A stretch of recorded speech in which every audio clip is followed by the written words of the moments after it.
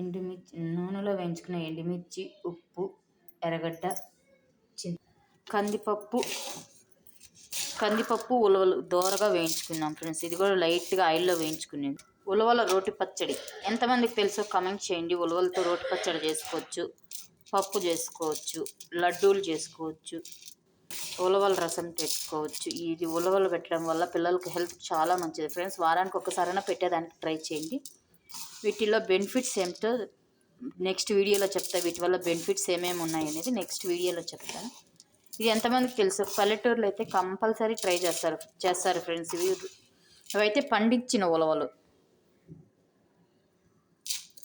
స్టోర్లో కొనేటివి అయితే కాదు ఫ్రెండ్స్, నేలలో పండించిన ఉలవలు ఇవి. మా పెద్దమ్మ వాళ్ళు పండించింటే వాళ్ళ దగ్గర తెచ్చుకున్నాను. దీంతో రసం చేసుకో టేస్ట్ చాలా బాగుంటాయి ఫ్రెండ్స్. స్టోర్లో తెచ్చుకునే వాటికన్నా ఇట్లా పండించిన ఉలవలతో చేసుకోవడం, పచ్చడి చేసుకున్నా, పప్పు చేసుకున్నా, రసం పెట్టుకున్నా, ఉలవచారు చేసుకున్నా వీటితో చాలా టేస్ట్గా ఉంటాయి ఫ్రెండ్స్. ముందుగా ఇందులోకి ఎండుమిర్చి, ఉప్పు వేసుకొని మిక్సీకి వేసుకున్నాం. ఎండుమిర్చి, ఉప్పు మిక్సీకి వేసుకొని కచ్చా పచ్చగా వేసి భూమిలో పండించినట్టు కదా ఫ్రెండ్స్. ముందుగా చెత్త చెదారం రాళ్ళు అనేటివి ఏవి లేకుండా నీట్గా శుభ్రం చేసుకొని వేయించుకున్నాం. ఇవి కూడా మిక్సీకి వేసుకుని కొద్దిగంత చింతపండు వేసుకుని కొద్దిగంత వాటర్ వేసుకుంటున్నా.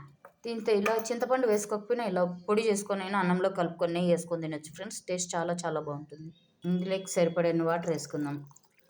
చట్నీ కన్సిస్టెన్సీకి సరిపడా అన్నంలోకి కలుపుకునే దానికి సరిపడా వాటర్ పోసుకోండి ఫ్రెండ్స్. సూపర్గా ఉంది ఫ్రెండ్స్.